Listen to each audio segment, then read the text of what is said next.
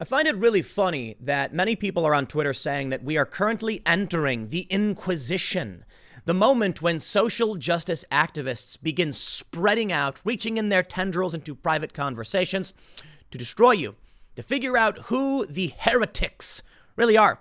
I think it's funny because it's been happening for like a decade and it's only been getting worse over the past several years. No, I think we're well beyond Inquisition for sure. People are spying on conversations and they're hunting you down on social media, but this is something else. Take a look at this here picture. A tweet that says, quote, washing the feet of the organizers and asking for forgiveness in Cary, North Carolina. You know, it's funny. I see all of these photos and videos of people literally bending the knee.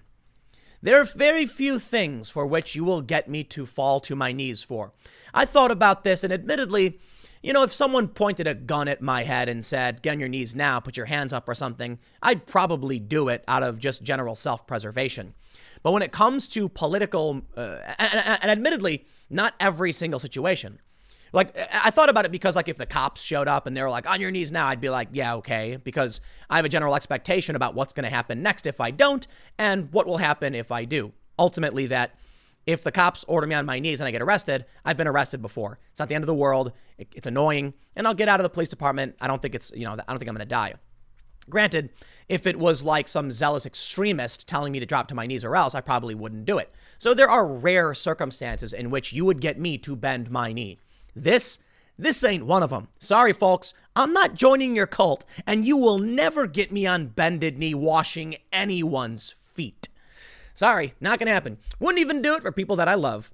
But these people are doing it, and there's the police. Talk about creepy. This is a cult, okay? Sweeping the nation. The Inquisition's been going on for a while. They'll destroy your life. They'll take away your income. They'll shut down your websites, and the cliffs have been steadily eroding. I imagine it's only a matter of time before they come for me. I posted some edgy memes. I'll show you some of these edgy memes. Well, not really memes. I posted some silly joke making fun of these people, but let me show you more of how freakish this is. Take a look at this video. Police Chief Michael Shaw has surrendered. My jaw is on the floor. Webster, PA must be so proud. This is the Democratic Party. The police chief laid on his stomach and put his hands behind his back. Yikes, man. That's all I can say. They are coming to defund the police, abolish the police. These are radicals of extremist ideology, and they want you laying on your belly with your hands behind your back. Listen, I don't like when the police do this to unarmed black men that results in their death. I don't want to see anyone else being put in these positions. We are a country of people that were created equally under God with God-given rights. So what does that really mean? It means, hey, man, you stand up, I stand up. We shake hands. We get along. We have mutual respect. So long as we can live together, we'll figure out how to compromise. This is something else. Groups of people all chanting. Now, you may say to me, but this was just an attempt at de-radicalizing, or not necessarily, but de-escalating things. In fact, this may actually radicalize. That's the point I wanted to make. You might say this cop was just trying to prevent riots, man. Okay. You know what they yell? You know what they yell in this? It's not enough, but it's a start. It's not enough for you to lay on your stomach with your hands behind your back or even wash their feet. It'll never be enough. Let me show you what will never be enough. In this video I posted to Instagram, what do we see? You got a bunch of people with their hands in the air as they chant mindlessly about the tenets of their new dogma. I will cherish and respect my neighbor. Blah. It's cult 101, man. So no, I'm not going to join your cult. And I'll tell you what, when I posted this about some people I know on Facebook, many people saw it and were like, they were shocked. Whoa, this is creepy stuff, man. Is this really what's going on? Oh yeah, you betcha. This is what's going on. You are not looking at some reasonable, liberty-minded individuals who are saying civil rights for all. This is, what was the saying from that famous activist? This ain't your daddy's civil rights movement, I think he said. I can't remember who said that. Might have been Killer Mike, but I don't want to put the words in his mouth. It's not. You see, the civil rights movement of the past was focused on, say, negative rights, for instance. Now, it's not absolute in terms of negative and positive rights, but I'll tell you what I've been seeing which I find rather disconcerting. The civil rights movement of the 1960s and before into the Civil Rights Act of 1964 was about, for the most part, negative rights. If you're not familiar, it basically means things the government can't do. So the easiest way to explain negative and positive rights would be, if I have a negative right to life, that means you aren't allowed to kill me. If I have a positive right to life, that means if I am dying, you are obligated to help me. You see the difference there? One is about compelling someone to do something, and the other is about stopping something from happening. The origin. So I want to make sure it's clear. Not every single thing we saw was either negative or positive, but it tended to be. The 1964 Civil Rights Act said you can't do these things in public accommodation, and the government can't do these things, which meant you do you, I do me, we live and let live. Today we have something entirely different. Today we have advocacy for positive rights, like healthcare as a human right would be a positive right. I have a right for you to do something for me. That doesn't make sense. That's taking away the freedom of someone else. Worse still is the granting of universities the ability to do things.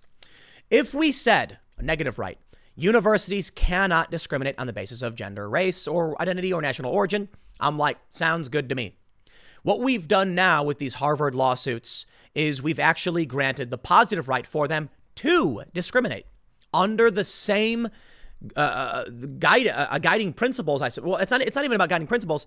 Under the using the mask of civil rights, they have now given the ability of universities to specifically say people of a certain race can't be employed. Let's talk about what. Let's talk about what these jobs are now doing. I've seen people straight up say they want to hire and they'll only hire X. Alexis Ohanian of Reddit, for instance. You may have heard this. The CEO of Reddit said that he was going to vacate his board member position and he wants them to appoint someone who is black. Some people have argued that a board position isn't a real job, therefore they're allowed to do it, but I'm not so sure. That's probably an EEO violation, equal employment. I believe it's called the Equal Employment Office. It's a violation of the civil rights law. You can't say only person X, but that's what we're seeing. Positive rights, that if you are a certain race, you must be given this thing. And they're discriminating against other people. So essentially, what they're basically doing, to put it simply, is they're erasing the 1964 Civil Rights Act. I'm not a fan. I happen to like the idea. People have asked me about the bakery, right? The bakery didn't want to make a custom cake for a gay wedding. I actually, like most liberals at the time, thought that was wrong. Today, no, they think it's right. Let me break it down for you. Listen, you've got identitarians on the left. They want policy based on race. They want law protecting and granting privileges to race. So listen, here's how I see it. If you're in public, you're using public infrastructure. My taxes contribute to the roads, to the pipes. I get it if you're a libertarian, you don't agree. But for now, here's what we have. I pay taxes so that you have security, so that the police protect your business, so that the fire department is there if your business is burning down, so that the roads function, the internet functions, the pipes function, all of these things covered by taxpayers and, the national defense. So if you're going to use things that I contribute to, you should be able to accommodate me the same as you would literally any other person. I like the idea of people being treated equally under the law and in public. There's a lot of interesting libertarian arguments, I think, for why a business should be allowed to do whatever they want. I'm not a fan. I do not believe a business should be able to say, because of your identity, you do not get equal treatment here. What do we see from this? The left no longer is liberal, because the same mentality of them saying only this type of person can be served here is the same. It's what I argued against. Some are arguing, and this is a really, really strange flippening of the polls. The left says they only want to hire certain races, and many people on the right say you can't do that. I'm not going to act like every person on the right is a monolith or the left is a monolith, for sure. All I can tell you is what I think, and here's what I think. If a gay couple goes to a bakery and the baker says, I won't write a custom message, I really do respect the argument that it's a free speech thing, that you can't force the person. That was the heart of the case. A lot of people don't know this. The baker didn't want to write a specific message, but he offered them up any cake he already had. So he was willing to accommodate them. But he wasn't willing to accommodate them equally like he would anyone else. If I asked him to write, a super duper cake, or whatever, just a random phrase, he'd be like, okay. If you said, Dave and Jim getting married, he says no. Whether or not he supports or opposes the ideology has nothing to do with providing an equal treatment under the law. I'm in favor of equal treatment. I understand the real conundrum there. It's tough, but I tend to lean in that direction because you're getting benefits from a society that we all pitch into. Think about if you're in favor of this, what that results in. All of a sudden, now we have the left saying, aha, well, private businesses can ban you. They say, aha, then I can hire whoever I want for my company. And there's a really complicated problem there if we don't treat people equally. Let me just tell you why I have a problem with all of this. It's an inversion to where we were 10 years ago. You see, the civil libertarians, the Jon Stewart types, are older and aging. And the left is being replaced by safetyists, I guess it's called, social justice warriors that would actually tear down a statue of Winston Churchill for his perceived wrongdoings. The dude who literally defeated the Nazis. I mean, I get it. The U.S. was heavily involved in stopping them, but come on, man. That's where we are today.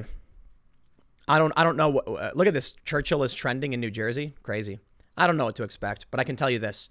The Inquisition has been here for a long time, and it's going to start getting physical. The cult is expanding. I thought it was dying. I was wrong. The next segment coming up, we'll talk about J.K. Rowling resisting the cult, and boy, do they want to burn the witch. Stick around. I'll see you all in a few minutes.